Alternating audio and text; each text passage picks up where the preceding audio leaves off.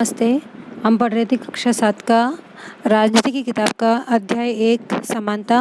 हमने थोड़ा पढ़ लिया था पहले वाले वीडियो में। अब हम आगे पढ़ेंगे। टॉपिक है मानवीय गरिमा का मूल्य। अब तक आप समझ गए होंगे कि प्राय कुछ लोगों के साथ असमानता का व्यवहार बस इस कारण होता है कि उनका जन्म किस जाति, लिंग या धर्म में हुआ है और वे उच्च वर्ग के हैं या मध्यम या निम्न वर्ग के। तो आपको समझ आ गया होगा कि कुछ लोगों के साथ असमानता का व्यवहार क्यों किया जाता है। उनका जन्म किस जाति में, लिंग या धर्म में हुआ है, वे उच्च वर्ग के हैं या मध्य वर्ग के या निम्न वर्ग के। तो ओम प्रकाश वाल्मीकि और अंसारी परिवार के साथ असमानता का व्यवहार जातिगत और धर्मगत कारणों से हुआ है। तो इनके साथ जो जाति के आधार पर भेदभाव होता था वो किस कारण होता था? जातिगत और धर्मगत कारणों से उनके साथ भेदभाव किया जाता था।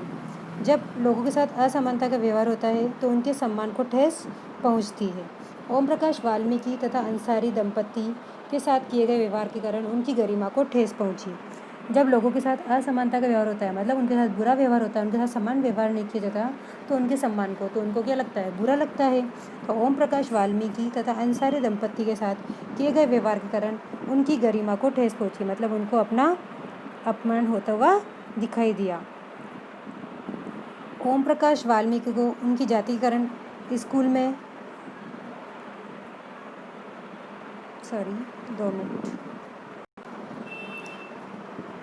ओम प्रकाश वाल्मीकि को उनकी जाति के कारण स्कूल में झाड़ू लगवाकर शिक्षकों और छात्रों ने उनके सम्मान को बुरी तरह आहत किया और उन्हें यह महसूस कराया कि विद्यालय के अन्य छात्रों के सम्मान नहीं है, उनसे कमतर है। तो ओम प्रकाश वाल्मीकि, आपने कहानी पढ़ी थी, तो इससे स्कूल में झाड़ू लगवाया जाता था, तो उनको बुरी तरह उनके सम्मान को आहत किया और यह महसूस कराया कि विद्यालय में अन्य छात्रों के सम्मान नहीं है, उनसे भी बहुत बेकार है, वो कमतर है। तो बच्चा होने के कारण ओम प्रकाश वाल्मीकि स्वयं इस बारे में अधिक कुछ नहीं कर सके, किंतु जब उनके पिता ने अपने छोटे बेटे को झाड़ू लगाते देखा तो उन्हें इस असमान व्यवहार पर क्रोध आया और उन्होंने शिक्षकों के समक्ष विरोध प्रकट किया।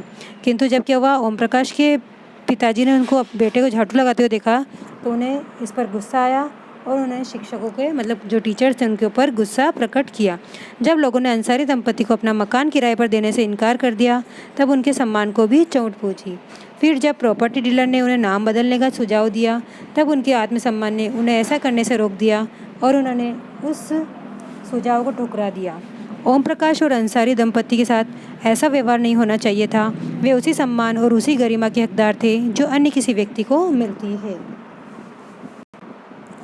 भारतीय लोकतंत्र में असमानता। भारतीय संविधान सब व्यक्तियों को समान मानता है। इसका अर्थ है कि देश के व्यक्ति, चाहे वे पुरुष हो या स्त्री, किसी भी जाति, धर्म, शैक्षिक और आर्थिक पृष्ठभूमि से संबंध रखते हो, वे सब समान माने जाएंगे। लेकिन इसके बाद भी हम यही कह सकते हैं कि असमानता खत्म हो गई है।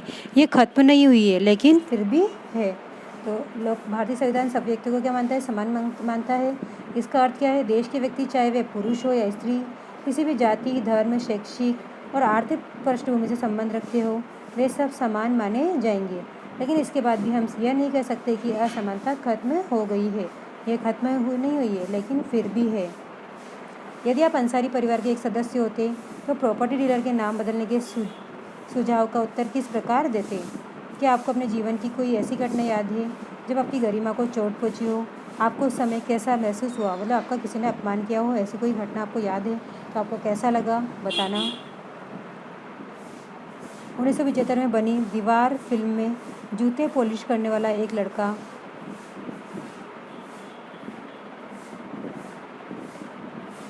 फेंक कर दिए गए पैसों को उठाने से इनकार कर देता है। वह मानता है कि उसके काम की भी गरिमा है, उसे उसका भुगतान आदर के साथ किया जाना चाहिए। अध्याय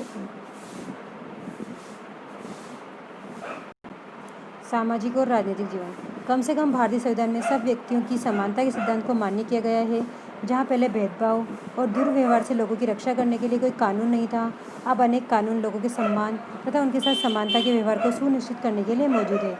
समानता को स्थापित करने के लिए संविधान में जो प्रावधान है उनमें से कुछ निम्नलिखित है। प्रथम, कानून की दृष्टि में हर व्यक्ति समान है। इसका तात्पर्य यह है कि हर व्यक्ति को देश के राष्ट्रपति से लेकर कांता जैसी घरेलू काम की नौकरी करने वाली महिला तक सभी को एक ही जैसे कानून का पालन करना है। दूसरा, किसी भी व्यक्ति के साथ उसके धर्म, जाति, वंश, जन्म स्थान और उसके स्त्री या पुरुष होने के आधार पर भेदभाव नहीं किया जा सकता। तीसरा, हर व्यक्ति सार्वजनिक स्थानों पर जा सकता है जिनमें खेल का मैदान, होटल, दुकानें और बाजार आदि सम्मिलित है।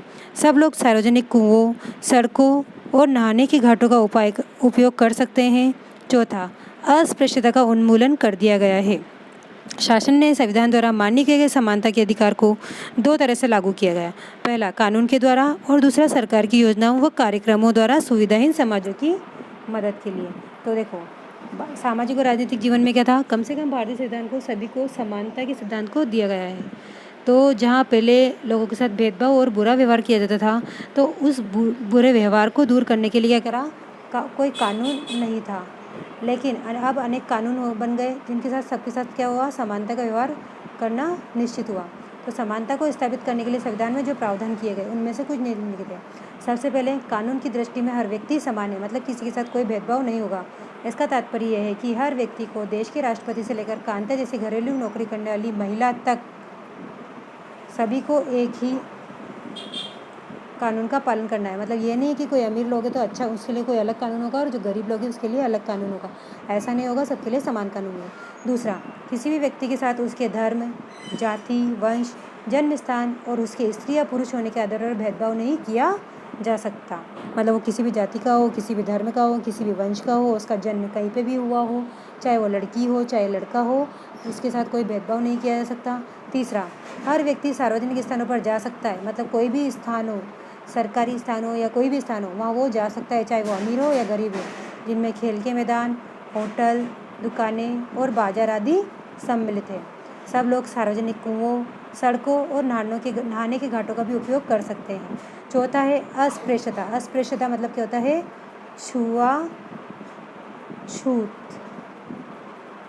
छुआछूत को दूर किया गया। क्या करा गया, अस्पृश्यता का अंत किया गया, मतलब छुआछूत को दूर किया गया। कोई ऐसा नहीं बोलेगा कि मैं इसके नहीं अड़ूँ, मैं इसके नहीं अड़ूँ, ऐसा नहीं चलेगा। तो शासन ने संविधान द्वारा मान्य किए गए समानता के अधिकार को दो तरह से लागू किया गया। तो सरकार ने क्या करा, दो तरीके से उनको लागू किया गया, एक तो कानून के द्वारा और एक सरकार ने कुछ योजना बनाई जो सुविधाहीन समाज की मदद के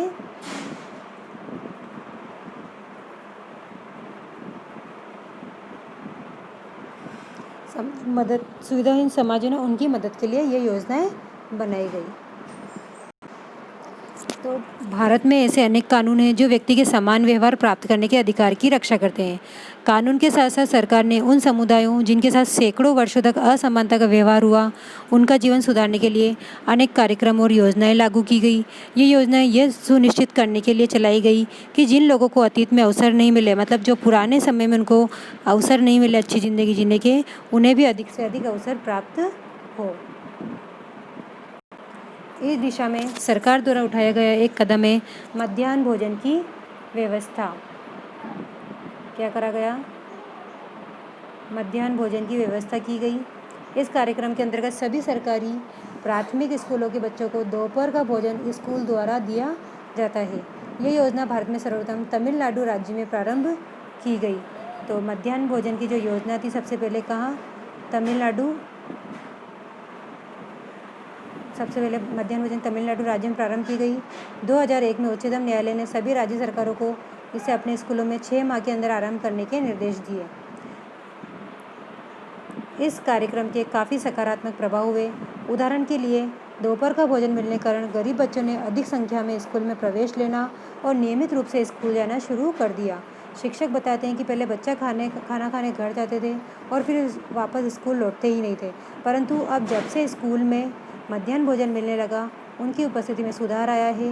वे माताएं जिन्हें पहले अपना काम छोड़कर दोपहर को बच्चों को खाना खिलाने घर आना पड़ता था, अब उन्हें ऐसा नहीं करना पड़ता है। इस कार्यक्रम से जातिगत पूर्वाग्रहों को कम करने में भी सहायता मिली है। मतलब जाति के आधार पर जो भेदभाव किया जाता था उसको भी कम करने में सहायता मिली है, क्योंकि स्कूल में निम्न व उच्च जाति के बच्चे साथ साथ भोजन करते हैं। तो जातिगत पूर्वाग्रहों को कम करने में भी सहायता मिली है मध्याह्न भोजन से, क्योंकि स्कूल में उच्च और निम्न जाति के बच्चे साथ साथ भोजन करते हैं। और कुछ स्थानों पर तो भोजन पकाने के लिए दलित महिलाओं को काम पे भी रखा जाता है। मध्याह्न भोजन कार्यक्रम ने निर्धन विद्यार्थियों की भूख मिटाने में भी सहायता की, जो प्राय खाली पेट स्कूल जाते हैं, इस कारण पढ़ाई पर ध्यान केंद्रित नहीं कर पाते। यद्यपि शासकीय कार्यक्रम अवसरों की समानता बढ़ाने में महत्वपूर्ण भूमिका निभा रहे हैं, किंतु अभी भी बहुत कुछ करने की आवश्यकता है। मध्याह्न भोजन कार्यक्रम ने निर्धन बच्चों को स्कूलों में प्रवेश और उनकी उपस्थिति तो बढ़ा दी, लेकिन फिर भी इस देश में वे स्कूल जहाँ अमीरों के बच्चे जाते हैं उन स्कूलों से बहुत अलग हैं। गरीबों के बच्चे पढ़ते हैं। आज भी देश में कई स्कूल हैं जिनमें ओम प्रकाश वाल्मीकि जैसे दलित बच्चों के साथ भेदभाव और असमानता का व्यवहार किया जाता है। इन बच्चों की ऐसी असमान स्थितियों में ढकेला जाता है जहाँ उनके सम्मान की रक्षा नहीं हो पाती। ऐसा इसलिए है क्योंकि कानून बन जाने के बाद भी लोग उन्हें समान समझने से इनकार कर देते हैं। इसका मुख्य कारण यह है कि दृष्टिकोण में बहुत धीरे धीरे परिवर्तन आता है। यद्यपि लोग ये जानते हैं कि भेदभाव का व्यवहार कानून के विरुद्ध है, फिर भी वे जाति, धर्म, अपंगता, आर्थिक स्थिति और महिला होने के आधार पर लोगों में से असमानता का व्यवहार करते हैं। वर्तमान दृष्टिकोण को बदलना तभी संभव है जब लोग ये विश्वास करने लगे कि कोई भी कम नहीं है और हर व्यक्ति सम्मानजनक व्यवहार का अधिकारी है। प्रजातांत्रिक समाज में समानता स्थापित करना एक सतत संघर्ष है जिसमें व्यक्तियों और विभिन्न समाजों को सहयोग देना है। इस पुस्तक में आप इसके बारे में और अधिक पढ़ेंगे। अब हम अगली वीडियो में पढ़ेंगे अन्य लोकतंत्रों में समानता के मुद्दे। तो ये भी आप पढ़ना या आप लोग पढ़ना स्वयं, और ये क्वेश्चन है, ये भी आप देखना, कोशिश करना करने की। धन्यवाद।